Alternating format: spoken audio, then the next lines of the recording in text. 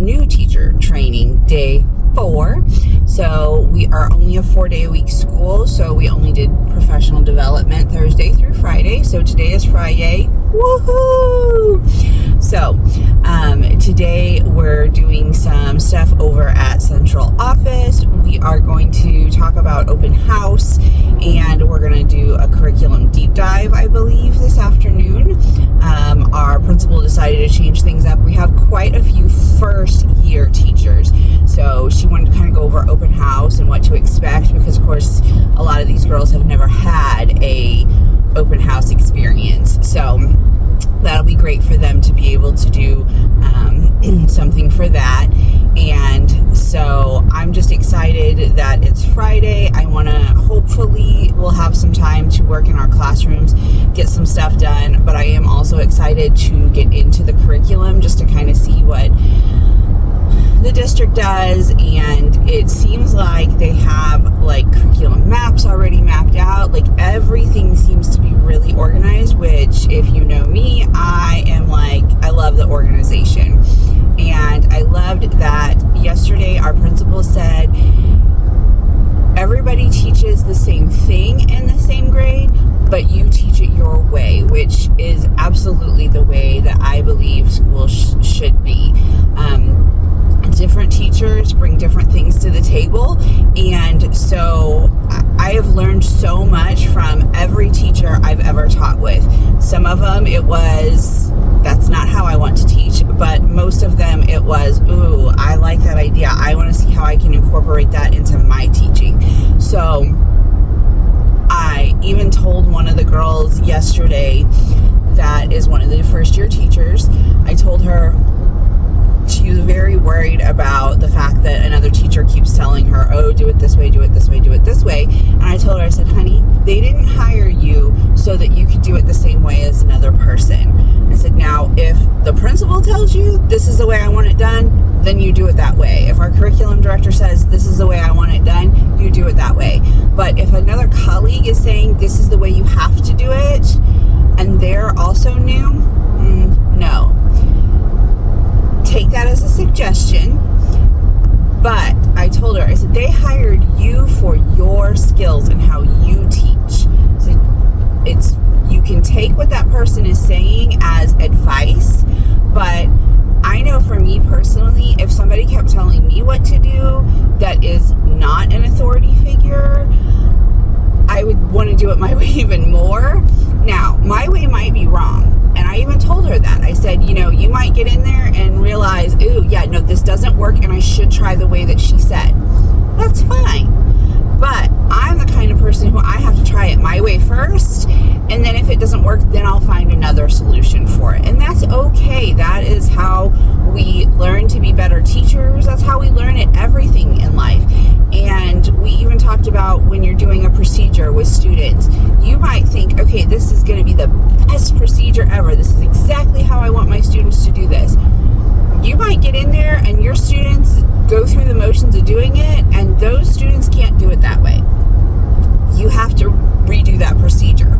So I've even had that happen where maybe 2 years in a row, it was perfect. My kids did it. It was no problem. The next year, that next group of kids, they could not handle it that way. That's fine. Change it up. That's one thing that with education, you have to see what your people need at that moment and might have to switch it up. That's the same thing with whatever behavior management system. If you are having like a reward system in your class, you might have to change it up. A, they'll get tired of it if they don't love it. B, you might get tired of it. But also, C, it might not work after a while. So you sometimes have to change it up. So have a board where they put their name in a square, and when the whole board is filled up, you pull different coordinates to see who gets a prize. You can do tickets. You can do a class economy. Class economies are a lot to keep up with. I will tell you that from experience. I find it easier to be able to do the automatic, here you go, here's this, and I I don't keep track of anything. I love the idea of like, you're renting your desk and you're renting this and renting that and having bills and they get a class.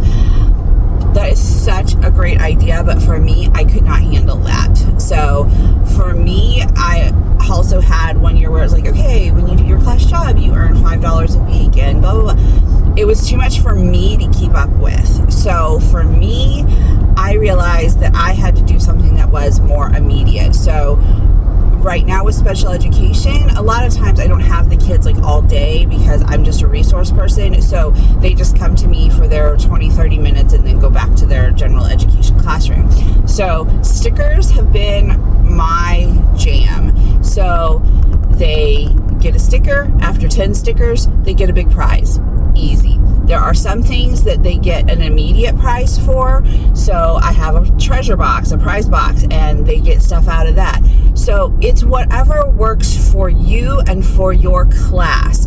Again, prize box and stickers might not work for your class.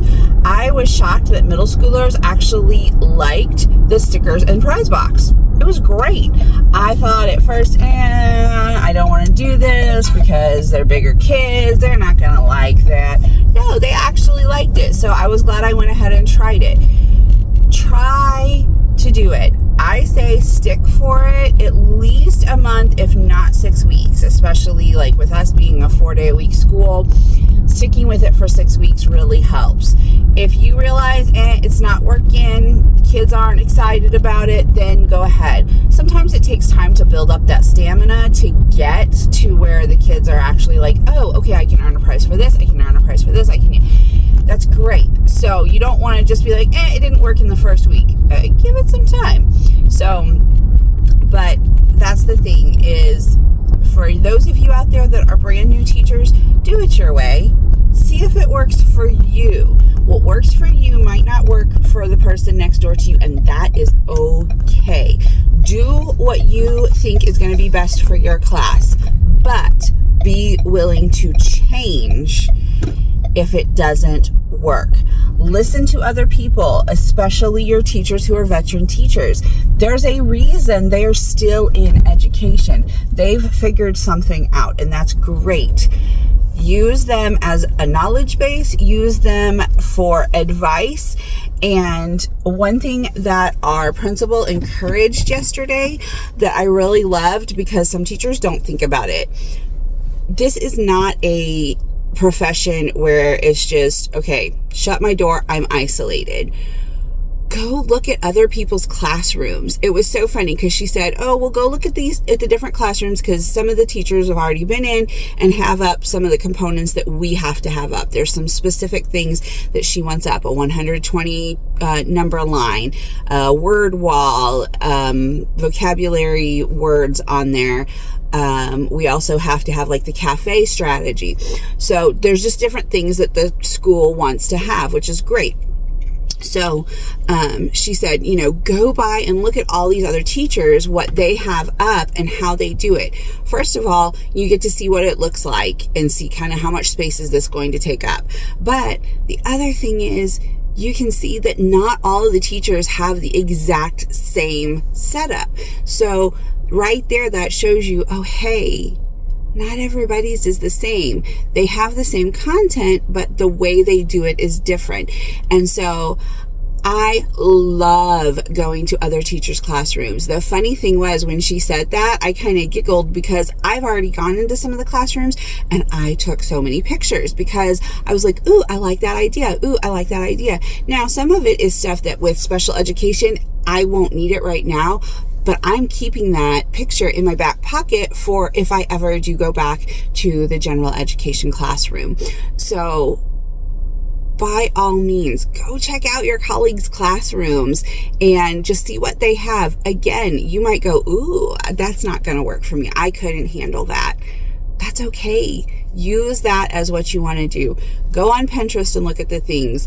Find teachers on YouTube to see what their classroom. I love watching classroom setup videos. I get ideas from it. Some of them I'm like, oh, I don't think that would work for my classroom. Or, oh, I wish I had a classroom that big so that I could do that. there's just so many things that are out there now today that you can look at for examples. But remember, yours doesn't have to look like everybody else's. Also, you don't have to have a pretty, perfect Pinterest classroom. You can have just what you need. That's all right. You don't have to be the teacher who goes out and spends thousands of dollars on your classroom decor. Make it what you want to make it. I love the classrooms that feel homey. One of our new kindergarten teachers, I walked into her class and that's exactly what I said. I said, oh, this feels peaceful. And for a lot of kids, we are the only peaceful place that they have. So make your classroom welcoming, inviting, and have that educational stuff up on the wall. I remember my first couple years of teaching, I had every poster imaginable. I had the decorative posters. I had every single content poster that I could have up. I mean, there was not much wall space that you could actually see in my classroom. And people kept telling me, oh gosh, I hope you don't have any ADHD kids in here because, man, they're not going to be able to focus. And that was their nice way of saying you got too much on the wall. So I've learned that less is more. And I also learned that there are specific times that I can put posters up, because if it's a skill that we're working on, friendly letter might not be something that we work on until after December, January, whatever. So that doesn't need to be up in August. So there is such thing as too much of a distraction in a classroom. So you just have to kind of weigh what's best for your learners. And so again, my first couple years, man, I'm telling you, the walls were plastered. I had everything up. I mean, I had a sports theme one year, and I mean, I got stuff from magazines and put it up. I went all out. Now, did the kids complain? No. Could they have been distracted and I didn't realize it? Probably, because being a young teacher, I didn't realize that was a distraction to them. Now, if you're going, wait a minute, I plan on covering every surface in my room. Are you telling me that's wrong? Maybe not. Maybe that works for you. Maybe that works for your students. I realized quickly that for me, it was better to have less stuff up on the walls. Now, you don't want it to look like a prison. So don't put nothing up on the walls, but again, make it inviting, maybe changing things out. This is our focus right now, and then give them a resource once you're done with teaching that skill or whatever it is. So, for example, I'm going to, if I'm going to teach friendly letter, say in December, well, I still want them to remember, because we're going to review it later and we're going to continue writing friendly letters. And I want them to have that resource, but I might take that down because now we're going to focus on something else in writing. We're going to do an informative essay, and I want informative essay information up there. So I'm just going to make a paper copy to put in their binder, or whatever way that you use your old resources. I've seen the cute little, I love the little table things where they have, it looks like a little frame, and then you put the little clips on there and they can flip through it. And I love that idea. That's something that I will probably use if I go back to teaching regular education classroom, because I thought those were super cute. Again, I think they're cute. I might not like them. It might not work. We'll see. But you do you. Figure out what works for your class, but be willing to change it. Those are my key takeaways for today. But day 4 of teacher training, I'm hoping to get a lot done today, and I will check in with you later.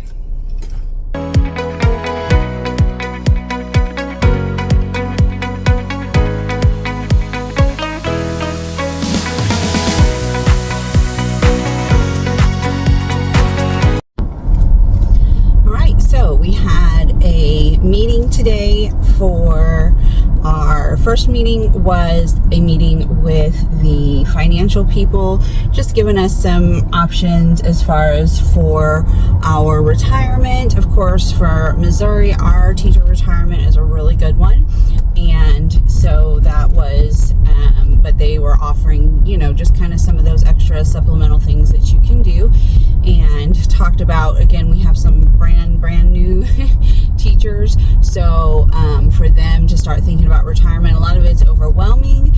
And so, but it's a good time to start thinking about it. And so, but for those of us who are already in the system, invested, it would cost more for us to buy different years and everything. But again, that's fine. But they were just talking about kind of our different options. So then we also had just a Q&A time with our superintendent and our our principals. And so that was nice to be able to kind of ask some questions, just to find out some information. And then right now I am headed over to the high school because we're going to take a picture with our new staff members, and they have a nice little backdrop that we get to use. And so we're going to do that, and we're going to take pictures for our IDs as well while we're over here. So I did straighten my hair today because of that, so that I would look good. They gave us these school shirts, so I went ahead, everybody's wearing the school shirt today, so that way we all match and look cute. Some people were wanting to wear professional dress for their school ID. Really, it's your school ID. It's not a huge deal anyway, but so yeah, I'm headed over to the high school. I'm driving pretty slow because, as I can see, I am behind a golf cart, and it looks like it is my high school principal and superintendent. So I'm not getting too close to them because I don't want to roll up on them while they're on that little golf cart. And there is a trail of cars behind me, but that is all right. I'm not the one causing the slow traffic. But yeah, then we'll go back to our rooms. It looks like we'll have a little bit of time maybe in our rooms to work because we kind of got done with the Q&A session a little early. Right now it's 9:20, so it was supposed to go till 10 o'clock. So we're a little ahead of schedule, woohoo, but again, we got to take this picture and take our individual picture, so that might take a little while. But after that, then working classroom, and then after that, we have curriculum information. So I'm excited to hear about the curriculum information. I had already asked about one of the programs. Actually, I've asked about a couple of the programs, so it'll be interesting to see if they let us log into different things and the different resources.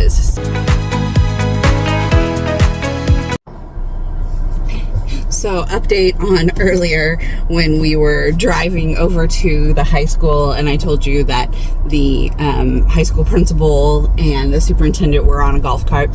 He said when we got over here, the high school principal said, "Oh, we were just doing that so that you knew what the proper speed limit was on that street." So it was really cute. It was funny. So we took our group picture, then we took an elementary group picture because a lot of us new people are elementary, and then we had to take individual pictures for our IDs. So that was fun, and of course nobody wanted to get up and take their individual picture, and so I just went ahead and went first because hey, whatever, you're gonna have to get your picture taken anyway. Who cares if you're first or last?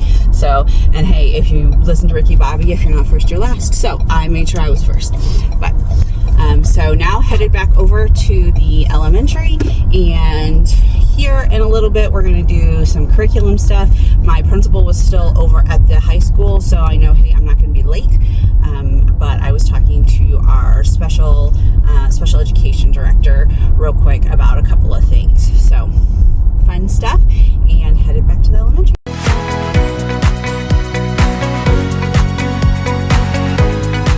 Our session today, we talked about our pacing guides and just where all the curriculum information is located. So they have actually done a great job of getting everything together. It looks like some grades might have gotten more done than others at some point in time.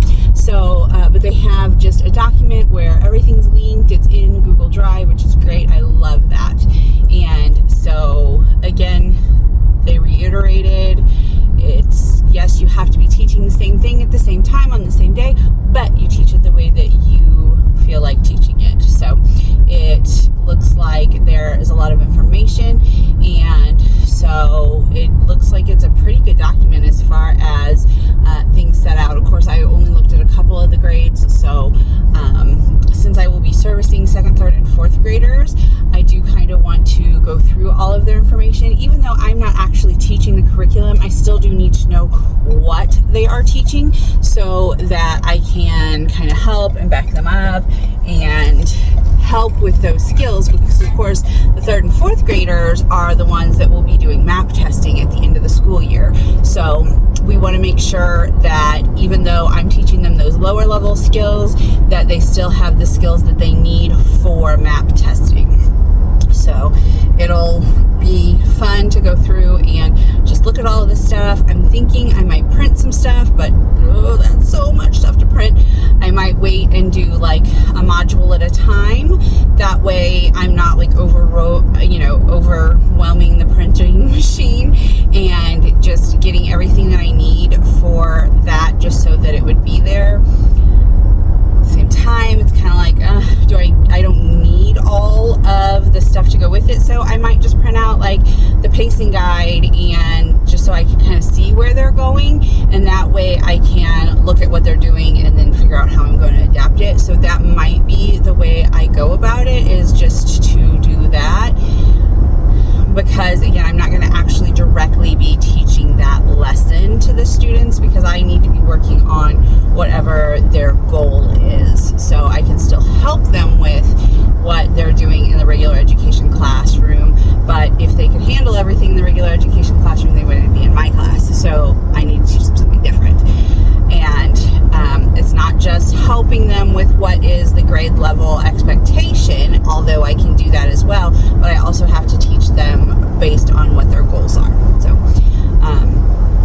very interested in seeing how everything is put together, and again, just getting that pacing guide, and I might even just kind of write it out on a calendar, just so that I can see what it looks like throughout the year, just so that I make sure I'm keeping up with what they all need. I'll probably talk to the team teachers. A lot of them are overwhelmed right now, and of course the whole team's not here yet, because there's new people on not each team. I think 1st grade, we don't have a new teacher, so that's an all grade level that is returning teachers. But like the 3rd grade, they're all new teachers, so they don't really know what to do and what to expect, and so they will need some probably guidance going throughout the year, more than those who have already done it and have somebody on their team who has done it before. So it'll be interesting to see how things go, and like I said, I think I might just print out kind of some pacing guides and figure from there. I did find a bunch of the modules for math that were in binders in my classroom. I might transfer those over to another kind of binder. They're very flimsy binders, so I don't see them being very useful as far as user-friendly, I guess. So I might change that up. Also, there's no place to put like a label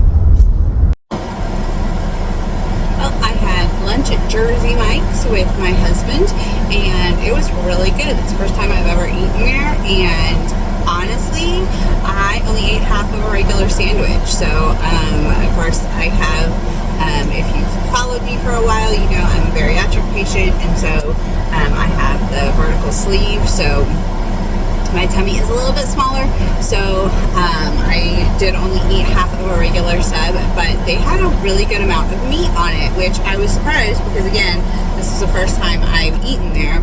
So it was very good, and I am waiting right now at Walmart for a Walmart pickup. I ordered some crayons for my classroom, and then I also had to get some ink for my printer at home. So I'm waiting for that. Unfortunately, it looks like there's a lot of people here, and I underestimated the amount of time it would take, so I think I'm going to be late getting back to school. We're going to be talking about open house, and so at least that is something that I have done before in the past. And of course, my open house looks a lot different than everybody else's open house, because with it being special education, you don't post your classroom list. It's not, you don't have an assigned seat for each kid. They're not looking at their box, whatever. The kids can still come in and check out the room, and the parents might come by and talk to me, but it's a little different.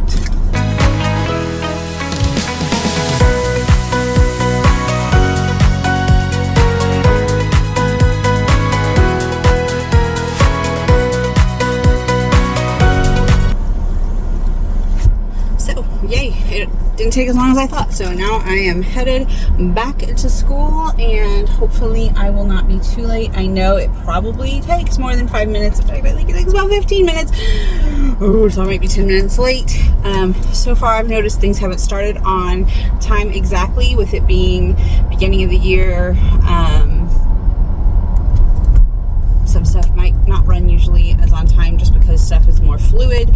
Again, we were supposed to be talking about guided reading and math groups this afternoon, but again, because of the fact that we have mostly brand new teachers, they decided to go over open house, just because of the fact that, again, a lot of these people have never done an open house. So hopefully I don't miss too much, and I hate the fact that I'll go in late, because if you know me, I am not a late person.